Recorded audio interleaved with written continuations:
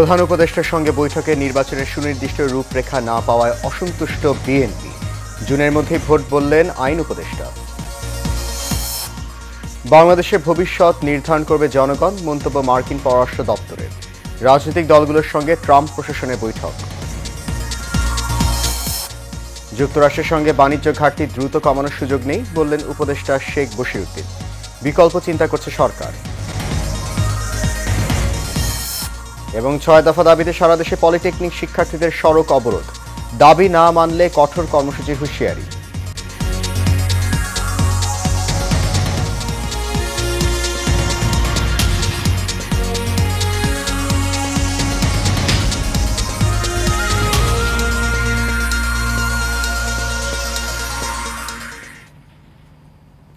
সবাইকে স্বাগত জানাচ্ছি এশিয়ান নিউজে। আপনাদের সাথে আছি আমি সৈয়দ মাহিউজ্জামান মুখর। শুনছিলেন বিআরবি কেবল ইন্ডাস্ট্রিজ লিমিটেড সংবাদ শিরোনাম। যাচ্ছি পুরো খবরে। প্রধান উপদেষ্টা ডক্টর মোহাম্মদ ইউনূসের সঙ্গে বৈঠকে ত্রয়োদশ জাতীয় সংসদ নির্বাচনের সময়সীমা নিয়ে সুনির্দিষ্ট রূপরেখা না পাওয়ায় অসন্তুষ্ট হয়েছে বিএনপি। আজ যমুনায় বৈঠকের পর বিএনপি মহাসচিব মির্জা ফখরুল ইসলাম আলমগীর বলেন, নির্বাচনের সুনির্দিষ্ট কোনো সময়সীমা দেননি প্রধান উপদেষ্টা, তবে আগামী ডিসেম্বর থেকে ২৬ জুনে ভোটের কথা বলেছেন তিনি। এতে বিএনপি সন্তুষ্ট নয়। ডিসেম্বরে নির্বাচন না হলে দেশের পরিস্থিতি খারাপের দিকে যাবে বলে আশঙ্কা প্রকাশ করেছেন বিএনপি মহাসচিব। এদিকে বৈঠক শেষে আনুষ্ঠানিক ব্রিফিংয়ে আইন উপদেষ্টা ডক্টর আসিফ নজরুল বলেন, বিএনপি ডিসেম্বরের মধ্যে নির্বাচন চেয়েছে, তবে প্রধান উপদেষ্টা নির্বাচনের জন্য যে সময় উল্লেখ করেছেন তার মধ্যেই নির্বাচন হবে।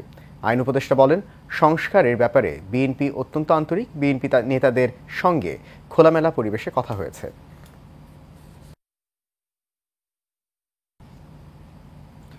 বাংলাদেশের ভবিষ্যৎ বাংলাদেশি জনগণের দ্বারাই নির্ধারিত হবে বলে জানিয়েছে যুক্তরাষ্ট্র। স্থানীয় সময় মঙ্গলবার নিয়মিত সংবাদ সম্মেলনে এসব কথা বলেন মার্কিন পররাষ্ট্র দপ্তরের মুখপাত্র ট্যামি ব্রুস। তিনি আরও বলেছেন, দেশটি অনেক চ্যালেঞ্জের মুখোমুখি হচ্ছে এবং মানুষের কর্মকাণ্ডই ঠিক করবে তারা কিভাবে এই সমস্যা ও চ্যালেঞ্জ মোকাবেলা করবে। এদিনের ব্রিফিংয়ে সাবেক স্বৈরাচার প্রধানমন্ত্রী শেখ হাসিনার বোনের মেয়ে ও যুক্তরাজ্যের সাবেক মন্ত্রী টিউলিপ সিদ্দিকের বিরুদ্ধে গ্রেপ্তারি পরোয়ানা জারির বিষয়টি নিয়েও কথা বলেছেন তিনি। টিউলিপের বিরুদ্ধে গ্রেপ্তারি পরোয়ানা জারির বিষয়টিকে স্থানীয় কর্তৃপক্ষের এখতিয়ার বলে অভিহিত করেছেন ট্যামি ব্রুস।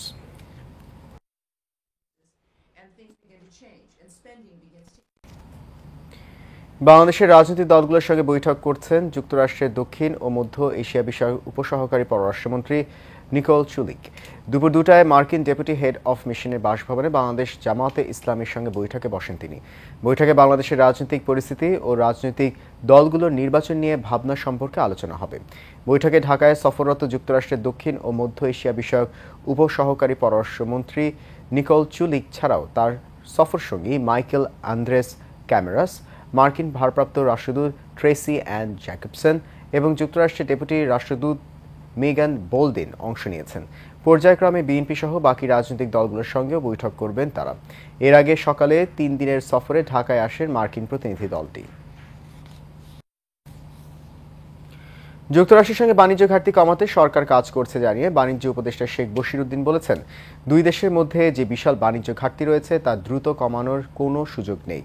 আজ সচিবালয়ে বাংলাদেশি পণ্যের ওপর যুক্তরাষ্ট্রের চড়া শুল্ক আরোপের চ্যালেঞ্জ ও সরকারের করণীয় বিষয়ে সাংবাদিকদের সঙ্গে মতবিনিময় অনুষ্ঠানে তিনি এসব কথা বলেন। উপদেষ্টা বলেন, মার্কিন যুক্তরাষ্ট্র যে একপেশে শুল্ক আরোপ করেছে সেটি অবশ্যই দুশ্চিন্তার বিষয়, তবে ৩ মাসের জন্য এই শুল্ক আরোপ স্থগিত রেখেছে। এ সময় বিভিন্ন পরিকল্পনা বাস্তবায়নে কাজ করে যাচ্ছে সরকার।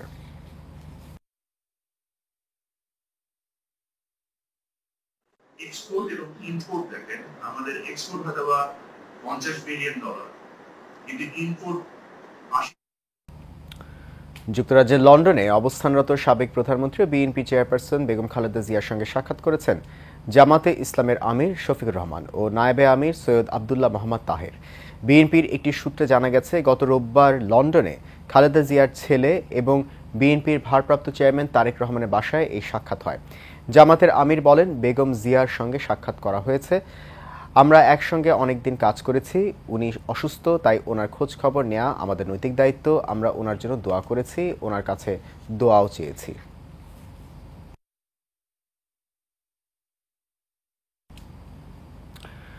যুক্তরাজ্যের লন্ডনে অবস্থানরত সাবেক প্রধানমন্ত্রী ও বিএনপি চেয়ারপারসন বেগম খালেদা জিয়ার সঙ্গে যেমনটা বলছিলাম যে সাক্ষাৎ করেছেন জামাত ইসলামের আমির শফিকুর রহমান ও নায়েবে আমির সৈয়দ আবদুল্লাহ মোহাম্মদ তাহের। এই বিষয়ে বিস্তারিত জানার জন্য এই মুহূর্তে লন্ডন থেকে সংযুক্ত করে দিচ্ছি আমাদের এই মুহূর্তে আছে আমাদের সাথে রাজনৈতিক বিশ্লেষক ও সঞ্চালক টেবিল টক ইউকে জনাব হাসিনা আক্তারকে আমি স্বাগত জানাচ্ছি। জনাব হাসিনা আক্তার, আপনার কাছে যে বিষয়টা জানতে চাইছি সেটা হচ্ছে যে বাংলাদেশে বিভিন্ন সমাবেশে কিংবা টেলিভিশন চ্যানেল টক শোতে বিএনপি জামাতের মধ্যে প্রায় দেখা যাচ্ছে যে একরকম বিপরীত অবস্থা আমরা দেখতে পাচ্ছি। এমন অবস্থায় যে দুই দলের প্রধানের যে সাক্ষাৎ হলো, এটা কি রাজনীতিতে কোনো ধরনের সুবাতাস দেখতে পাচ্ছেন কিনা বলে মনে হয় আপনার? অসংখ্য ধন্যবাদ আপনাকে। এবং আমি মনে করি যে আসলে একটা সুবাতাস, আমার মনে হয় রাজনীতিতে একটা সুবাতাস আসবে এবং নতুন মোড় ঘুরবে। এখানে ওনাদের সাথে যেই কথা হয়েছে সেই কথাটা যদিও বাহিরে আসেনি, যদিও ওনারা বলছেন যে সৌজন্য সাক্ষাৎকার, কিন্তু আমরা মনে করি যে যেহেতু তারেক রহমান ওইখানে উপস্থিত ছিলেন এবং খালেদা জিয়ার সাথে ওনারা দেখা করেছেন, এর আগে আমরা জানি যে ব্রাসেলসে ওনারা অনেকগুলো মিটিং করেছেন সেখানে ইইউর প্রতিনিধিদের সাথে। তো সেখানে অবশ্যই রাজনীতিতে একটা নতুন মোড় আসবে বলে আমরা মনে করি। এছাড়াও আমরা যদি দেখে থাকি জামাতের আমিরের এক ধরনের একটা ফেসবুক স্ট্যাটাসেও উনি বলেছেন যে এই ধরনের ইঙ্গিত দিয়েছেন। তো দীর্ঘদিন আলাদা থাকলেও, মাঠে বিপরীতমুখী অবস্থান থাকলেও, খালেদা জিয়ার সাথে দেখা হওয়ার পরে এবং তারেক রহমানের সাথে কথা বলা, এটাতে আমার মনে হয় যে রাজনৈতিক মোড় ঘুরতে শুরু করবে। আপনার কাছে আরো একটি বিষয় জানতে চাইছি যে দুই দলের শীর্ষ নেতাদের মধ্যে এই বৈঠকটি হলো, তো এই বৈঠকে কোনো ধরনের গুরুত্বপূর্ণ বিষয় আলোচনা হয়েছে কিনা?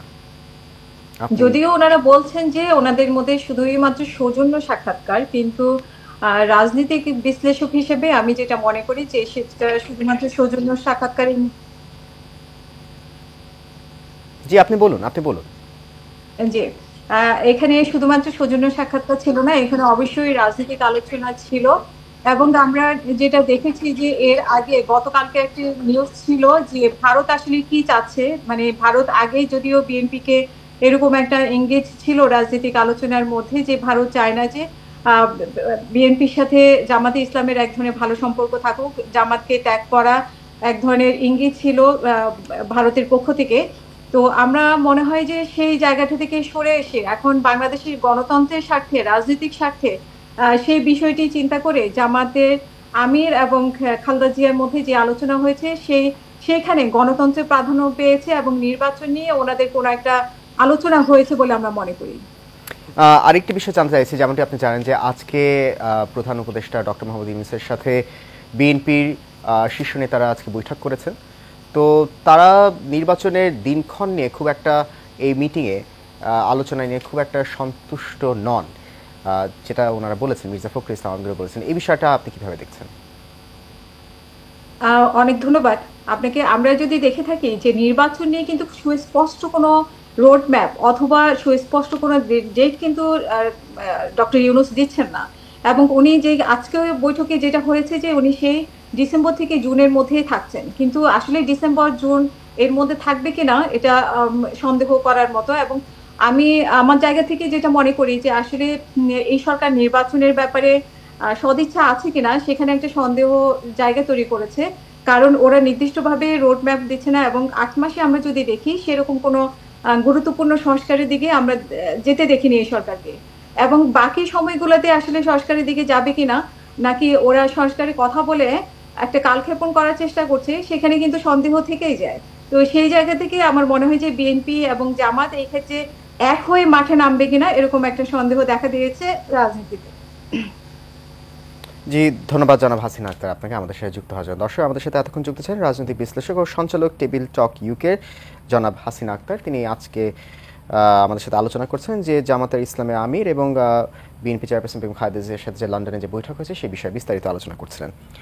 চলে যাচ্ছি পরবর্তী প্রসঙ্গে। ৬ দফা দাবিতে সারা দেশে সড়ক অবরোধ করে বিক্ষোভ করছে পলিটেকনিকের শিক্ষার্থীরা। সকাল 10:30টার দিকে তারা রাজধানীর তেজগাঁওয়ের ৭ রাস্তাসহ তেজগাঁও ও শিল্পাঞ্চল এলাকার সড়ক অবরোধ করে। এদিকে ঢাকা চট্টগ্রাম মহাসড়কের কুমিল্লা কোর্টবাড়িতে মহাসড়ক অবরোধ করেছে কুমিল্লা পলিটেকনিক ইনস্টিটিউটের শিক্ষার্থীরা। একই দাবিতে ঝিনাইদহ শহরের কেন্দ্রীয় বাস টার্মিনাল এলাকায় সড়ক অবরোধ করেন শিক্ষার্থীরা।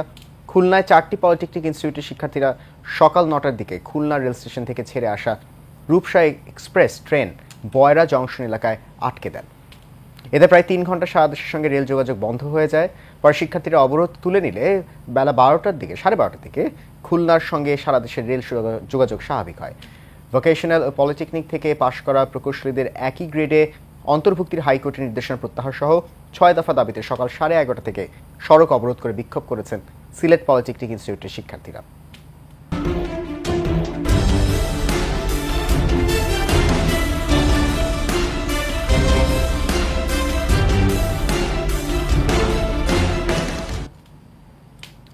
কুমিল্লার দাউদকান্দিতে বাংলা নববর্ষ উপলক্ষে দাউদকান্দি পৌর বিএনপি আয়োজনে হাডুডু ও ফুটবল খেলা অনুষ্ঠিত হয়েছে।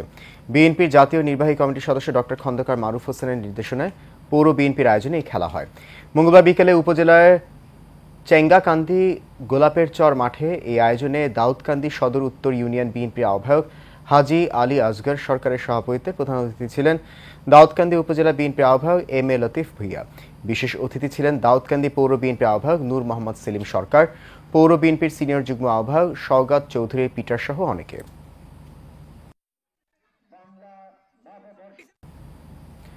কুড়িগ্রামের রৌমারীতে বাল্য বিবাহের ঝুঁকিতে থাকা কিশোরী পরিবারের অভিভাবকদের নিয়ে আয় বৃদ্ধিমূলক ব্যবসা ও উন্নয়ন বিষয়ক প্রশিক্ষণ দেওয়া হয়েছে। RDRS বাংলাদেশের CNB প্রকল্প এবং NRK টেলিথন ও প্ল্যান ইন্টারন্যাশনাল বাংলাদেশের আর্থিক সহযোগিতায় উপজেলার বন্দরের ইউনিয়ন ফেডারেশনে এর আয়োজন করা হয়। এতে বক্তব্য রাখেন উপজেলা নির্বাহী অফিসার উজ্জ্বল কুমার হালদার, ফিল্ড ফ্যাসিলিটেটর হাসান আলী, শাহিনুর রহমান ও জীবন চন্দ্র বর্মন সহ অনেকে।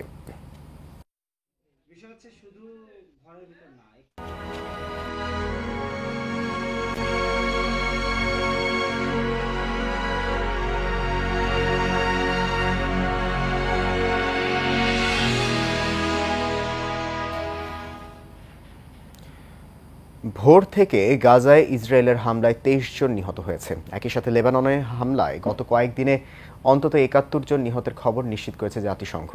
হামাসের সশস্ত্র শাখা জানিয়েছে, গাজায় বন্দী মার্কিন ইসরায়েলি সৈনিকদের অবস্থান লক্ষ্য করে ইসরায়েল বোমাবর্ষণ করে। এতে ওই বন্দীরা জীবিত আছেন কিনা তা স্পষ্ট নয়। এদিকে সেনাবাহিনীর সাথে সাক্ষাৎ করতে মঙ্গলবার গাজায় যান ইসরায়েলের প্রধানমন্ত্রী বেনিয়ামিন নেতানিয়াহু। বিস্তারিত জানাচ্ছেন জাবালুন নূর। বিধ্বস্ত মধ্য গাজার নুসাইরাত ও দক্ষিণ গাজার শরণার্থী শিবিরে জনবসতি লক্ষ্য করে হেলিকপ্টার থেকে বোমা ফেলছে ইসরায়েলি বাহিনী। একই সাথে হেলিকপ্টারগুলি দক্ষিণ গাজা উপত্যকার রাফা শহরে গুলি চালাচ্ছে। খান ইউনিস এবং আল কাবিরা শহরও ইসরায়েলি ভারী কামান হামলার শিকার হয়েছে। এদিকে মঙ্গলবার রাতে দক্ষিণ লেবাননে হামলা চালানোর কথা স্বীকার করেছে ইসরায়েলি বাহিনী। তাদের দাবি, এই আক্রমণ হিজবুল্লাহকে লক্ষ্য করে করা হয়েছে। মঙ্গলবার জাতিসংঘের মানবাধিকার বিষয়ক মুখপাত্র জানান, ইসরায়েলি বাহিনী লেবাননে কমপক্ষে 71 জন বেসামরিক নাগরিককে হত্যা করেছে। Israeli military operations in Lebanon continue to kill and injure civilians and destroy civilian infrastructure, raising concerns regarding the protection of civilians.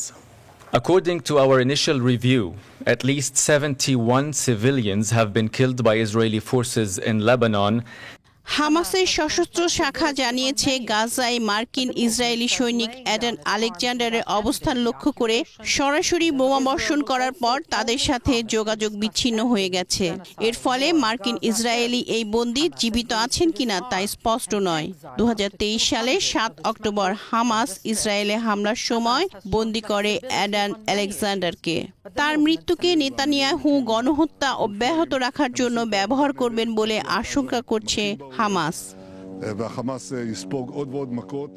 লাগাতার আগ্রাসনে বিশ্বজুড়ে ব্যাপক সমালোচনার মধ্যেই গাজা পরিদর্শনে গেলেন ইসরায়েলি প্রধানমন্ত্রী বেনিয়ামিন নেতানিয়াহু।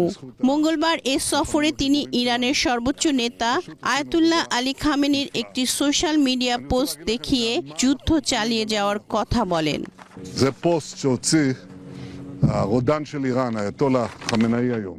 ইরানের শাসক আয়াতুল্লাহ আলী খামেনি বলেছেন, ইসরায়েল অবশ্যই ধ্বংস হবে। এটা তিনি এমন সময় বলছেন যখন ইরান আমেরিকার সাথে সমঝোতার বিষয়ে আলোচনা করছে। আমরা আমাদের অস্তিত্বের জন্য, আমাদের ভবিষ্যতের জন্য যুদ্ধ চালিয়ে যাচ্ছি। אנחנו נלחמים על הקיום שלנו. গত ১৯ জানুয়ারি থেকে উপত্যকাটিতে হামলায় নিহতের সংখ্যা ১৫,০০০ ছাড়িয়েছে। Into a number of Israeli captives and things Jamalun Noor, Asian Television. because it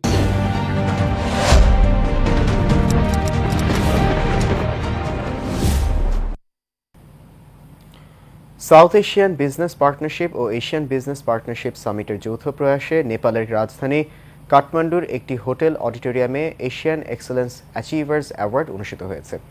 অনুষ্ঠানে এশিয়ান বিজনেস পার্টনারশিপ সামিটের নির্বাহী পরিচালক মোহাম্মদ গোলাম ফারুক মজনুর সভাপতিত্বে প্রধান অতিথি হিসেবে উপস্থিত ছিলেন নেপাল সরকারের বন ও পরিবেশ বিষয়ক মন্ত্রী অয়েন বাহাদুর শাহী। এছাড়াও বিশেষ অতিথি হিসেবে উপস্থিত ছিলেন নেপাল সরকারের অভ্যন্তরীণ ও আইন বিষয়ক মন্ত্রণালয়ের মন্ত্রী সুরাজ চাঁদ লামিচানে, রাষ্ট্রীয় প্রজাতন্ত্র পার্টির কেন্দ্রীয় নেতা শান্তি শায়েস্তা এমপি সহ আরও অনেকে।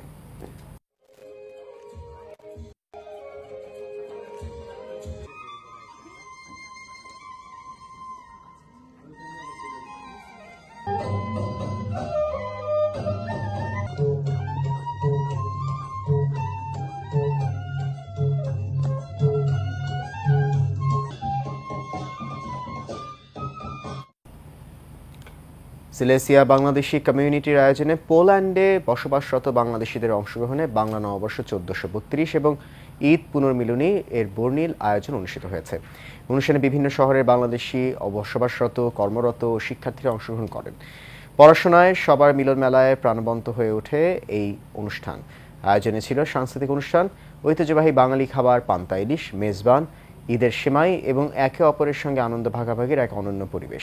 সবার মধ্যে ছিল উৎসবের আমেজ ও প্রবাসে বাঙালি সংস্কৃতির সৌন্দর্য উদযাপনের অনাবিল আনন্দ।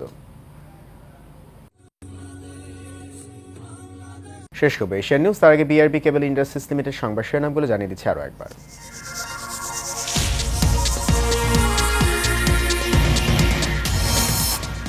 প্রধান উপদেষ্টার সঙ্গে বৈঠকে নির্বাচনের সুনির্দিষ্ট রূপরেখা না পাওয়ায় অসন্তুষ্ট বিএনপি। জুনের মধ্যেই ভোট বললেন আইন উপদেষ্টা। বাংলাদেশের ভবিষ্যৎ নির্ধারণ করবে জনগণ, মন্তব্য মার্কিন পররাষ্ট্র দপ্তরের। রাজনৈতিক দলগুলোর সঙ্গে ট্রাম্প প্রশাসনের বৈঠক। যুক্তরাষ্ট্রের সঙ্গে বাণিজ্য ঘাটতি দ্রুত কমানোর সুযোগ নেই বলেন উপদেষ্টা শেখ বশিরউদ্দিন। বিকল্প চিন্তা করছে সরকার। এবং ৬ দফা দাবিতে সারা দেশে পলিটেকনিক শিক্ষার্থীদের সড়ক অবরোধ, দাবি না মানলে কঠোর কর্মসূচির হুঁশিয়ারি।